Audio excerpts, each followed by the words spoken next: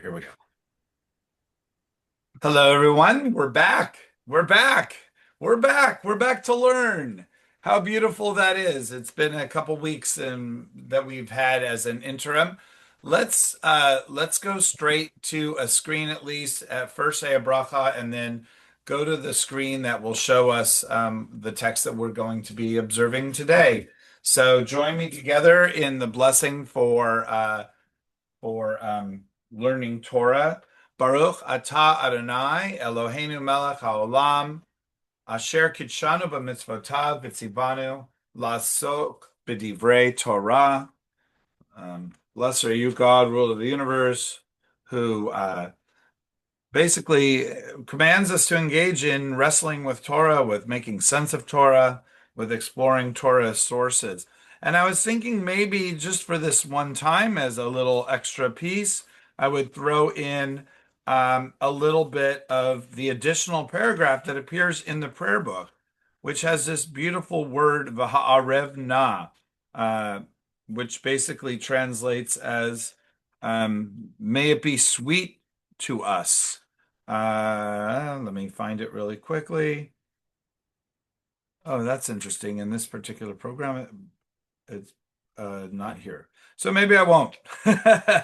But there's this beautiful text that speaks about Torah. It expands on this idea that we're engaging in Torah and talks about it being sweet to us. But we're going to turn to the other prayer that has to do with moisture in the sky. Last couple weeks, we've discussed T'fillat Geshem, T'fillat Tal, the prayer for dew in the summertime. And now we're going to go back to T'fillat HaGeshem. So before we actually recite or take a look at T'fillat HaGeshem, I want to just see if we're all on the same page. A couple of reminders. You'll see that this is recited in the context of the holiday of Shmini Atzeret. Just a little reminder about Shmini Atzeret because it's one of these holidays that a lot of people get confused about because it's confusing. Shmini Atzeret happens at the end of Sukkot. It has that word Shmini in it, which means the eighth, meaning the eighth day since the beginning of Sukkot. But it is declared by the tradition as being a separate holiday. But then it's not really a separate holiday because we say very similar things. We say Zman Simchatenu, the season of our joy. And so we extend, in a way, Sukkot, but it's a separate holiday. And why would we recite the prayer for rain now and not the day before, and not the day before that, or the day before that, or the day before that, or the day before that? Because it says, Teshvu basukot shivat yamin, you should dwell in a sukkah for 7 days. Well, after the 7 days, you don't have to dwell in a sukkah anymore, and you don't say a blessing for being in a sukkah. And so at that point, you don't really care whether it rains or not. In fact, you don't want it to rain during Sukkot because you're afraid you're going to get wet, and that's going to ruin your good Zman Simchatenu, your season of joy. So we wait until after Sukkot is over to recite T'fillat Geshem, the prayer for rain. Does that make sense to everybody? So T'fillat Geshem is similar to T'fillat Tal. It's actually, I think, more hefty. It's of greater consequence. Whereas with T'fillat Tal, we change the liturgy and we say Morid Hatal. The tradition is that only happens, during the Amidah. That only happens in Israel, or at least within the Ashkenazic world. You don't say Morid Hatal, except Reformed prayer books now have it, which is actually, I think, quite lovely. But whether you are Ashkenazic or whether you are in the state of Israel, after we recite T'fillat Geshem, the prayer book fundamentally changes, and we have this line, Mashiv Haruach Umorid Hagashem, or Hageshem. Mashiv Haruach means the one who basically brings the winds or returns the winds. Umorid Oh, Kat, what are you doing? Umorita Geshem. That's a bottle of wine that got moved during Pesach. That's now tipped over. Thanks, Kat. Umorita Geshem, the God who causes the rains to fall. So that's what this prayer enables us to say in the prayer book, and we're obligated once Shemini Atzeret comes around to change our language and to include that line. So let's take a look at it.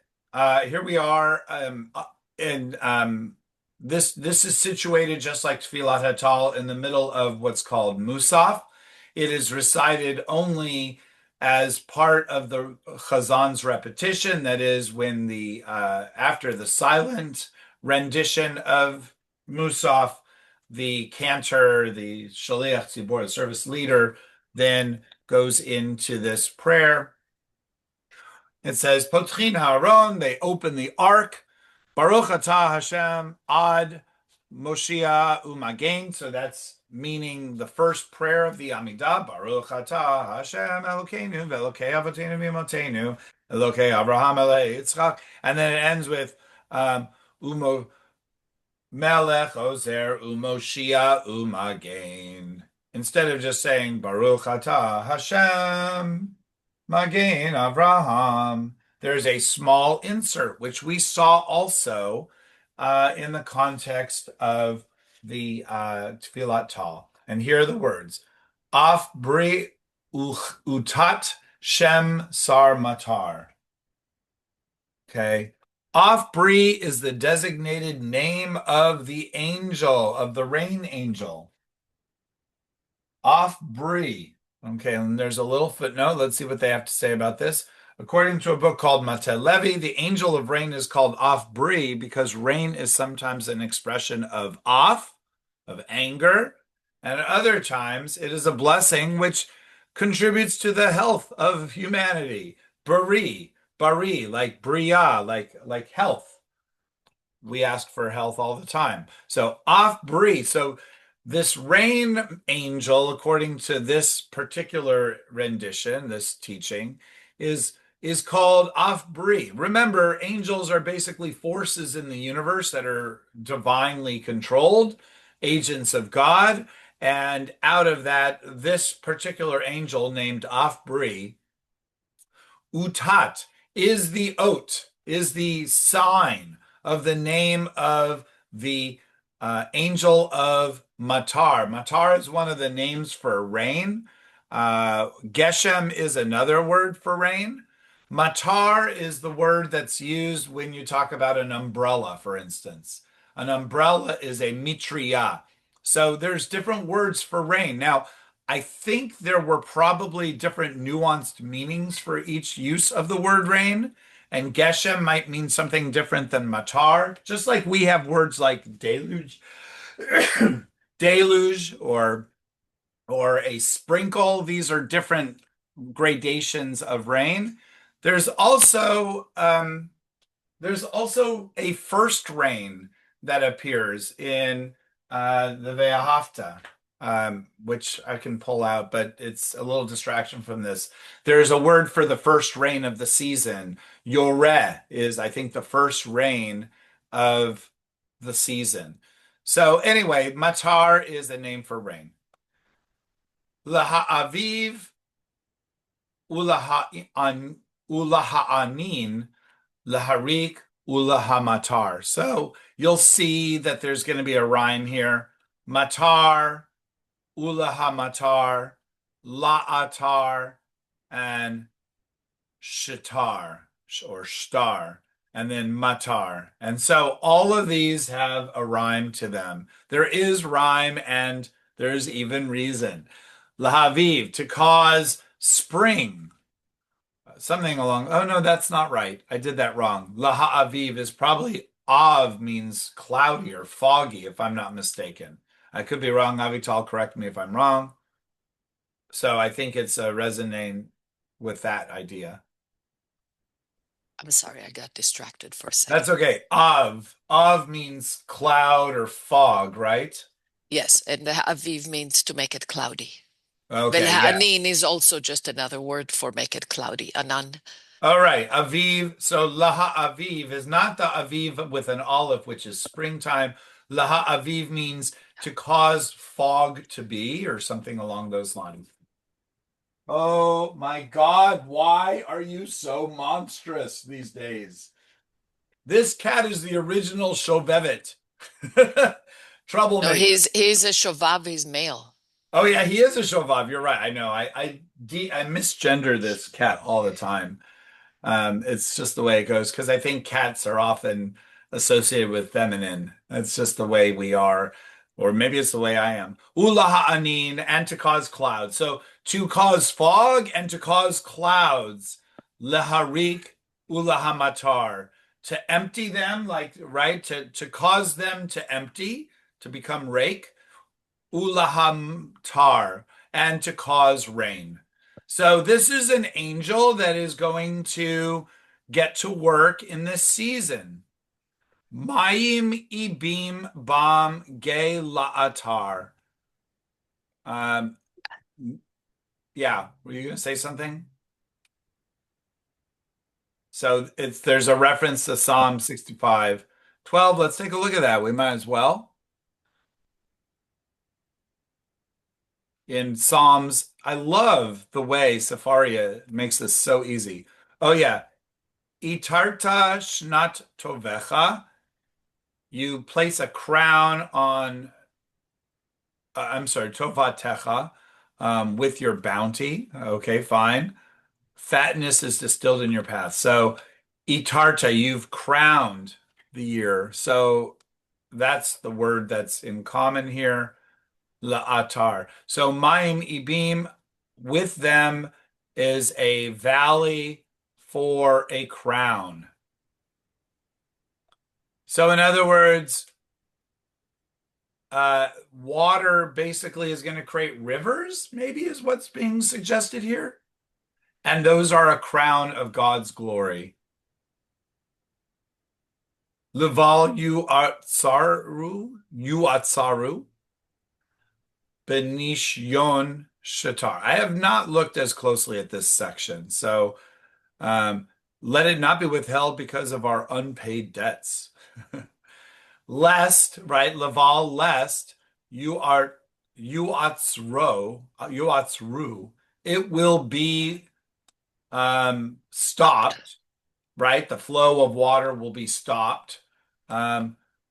Benish Yon Shatar uh by the certification that I guess is unpaid, something along those lines.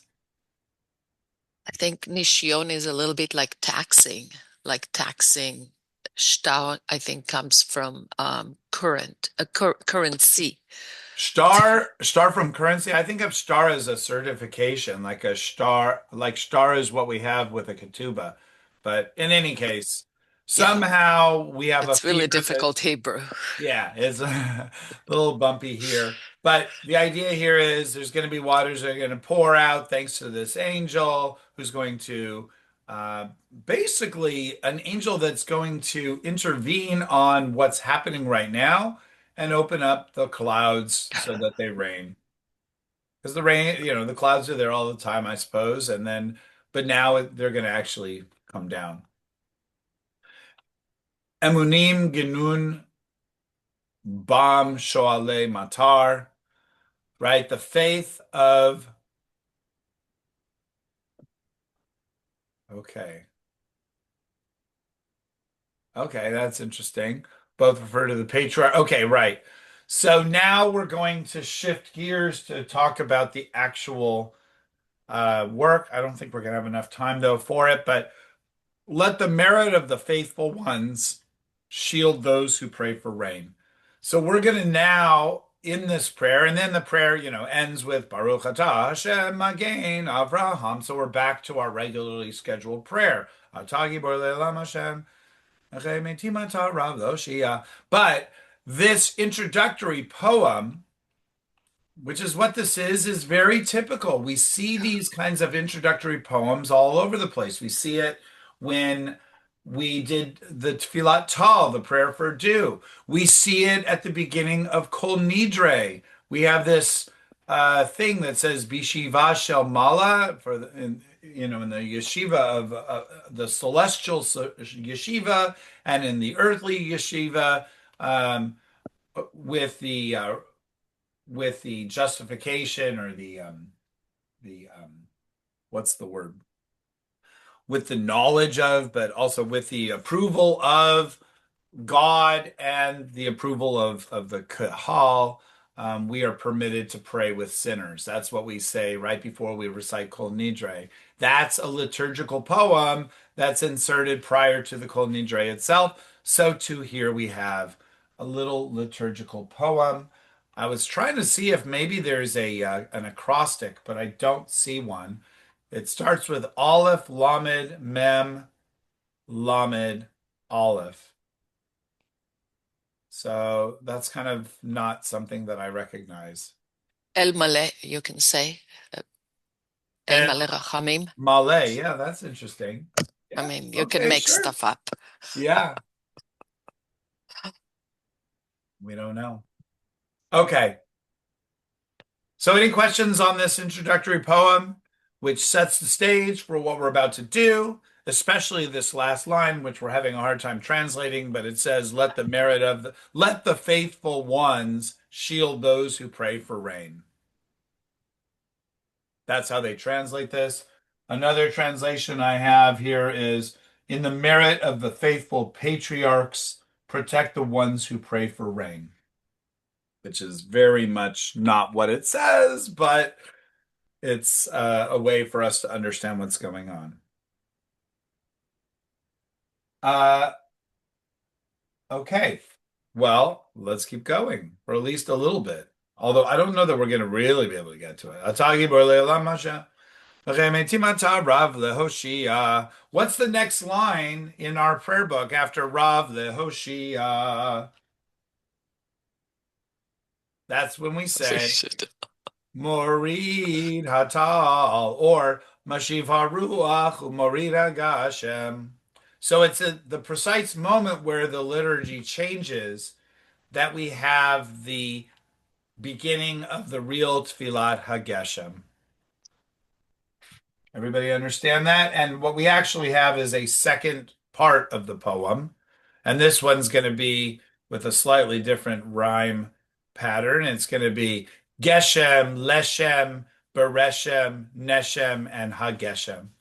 Right? Remember up here it was Atar, Shtar, Lahamtar. But so that was based on the word matar, and now which is rain, and now we've got a different word for rain, which is gesem. So this is actually not the heart of the T'fillat Geshem, but it's sort of a pre-statement before we actually do it. A second part of the pre-statement, something along those lines. So at this moment, when we would say Mashiv Ruach Morid Geshem or Morid Hatal, we go into Yatriach lefaleg mipeleg Geshem. He will impose upon this angel Afbri to divert rain from streams of water. So in other words, who's the agent of the angel is the agent, but God is the one that causes Afbri to operate, right? So it's an extension of God, lest we think that there's idolatry involved here. Lemogeg, I love that word. Lemogeg pnei neshi b'tzachot leshem. To soften the surface of the earth with tzachot, with sparkles, leshem, gems, something like that. So lemogeg also makes me think of to pour out. So this softening is also, pouring out. I'm not sure what word I'm thinking of when I say that, but it is. Lehit mogeg is also to really enjoy, like kind of you use it as really enjoying something. That's interesting. Lehitmogeg, when you use it that way. Uh-huh. But that's a heat pa'el, so I don't know. Let's see what they say about this word. No definitions. Let's see, maybe if I do just those letters. Nope. Write hitmogeg in there, like a more of a verb. Can you do that?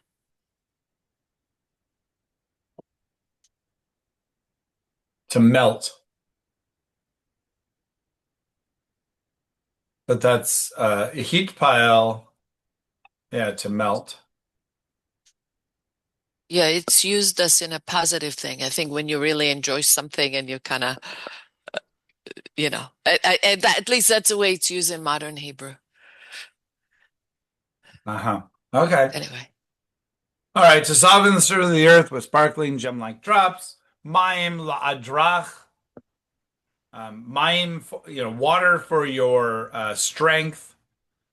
Kinita bereshem, you named it with reshem. Reshem they translate as scripture. lirshom is to write. Oh yeah, rishima is to make a list. Yeah. So again, it's really complicated Hebrew. They're using strange conjugations. Which is not surprising. These are written in the medieval period, right? This is probably written in, 800 or 900 maybe CE. And their Hebrew is not a living language. It's a biblical language. And a biblical language that's been shaped by Aramaic through the Talmud. And so their Hebrew is actually not great Hebrew. But it works in terms of writing liturgical poems, which is very interesting. And then, okay, Lahargia bara'afam nefuche neshem. It reassures with its drops those in whom was blown the breath of life. Okay, right, right. Important to remember this line about God breathing into Adam. The Nishmat Chaim, I think it's called. Let's see if we can see that real quick. Yes, Nishmat Chaim, right? Because we all know that God breathed in his nostrils the breath of life, Nishmat Chaim. So that seems to be referenced here. Nefuche Neshem, which is funny because Neshem and Nezem, isn't that a nose also? Af is nose. But Nezem also. Oh, nezem is like is an earring for the nose. Oh, yeah, yeah, yeah, right. That's right. I just get that wrong. Yeah, nose ring. Okay, Neshem Nezem. Okay, in any case, it seems to be referring to human beings as creatures that are divinely ventilated. God gave us a ventilator, namely God's breath, which is the breath of life that gives us life. So, assuming this translation is good, which I honestly can't tell you, Lahargia bara'afam, to be, it reassures with its drops. That's pretty esoteric for me. Um, but in any case, we are beginning to hear about water a lot. Streams of water, sparkling gem-like drops, water as a symbol of God's might, right? Remember, I think what's referenced here. Oh, actually, it's right there. It says in our Friday night liturgy, we have Psalm 93 that says, Mikolot mayim rabim adirim mishpereyam, right? Greater than the might of the waters is God. And so when we hear about water, it brings to mind God's might. And we know that when we hear the thunderous waves against the shore, that we feel a sense of connection to something greater than ourselves and the forces of nature being greater than us. So when we're going to obsess about rain for the next, prayer. In our obsession over rain, we think about waters and rivers and oceans and ultimately life needs water. So referencing human beings makes sense because we're so dependent on water. Lachayot mazkirim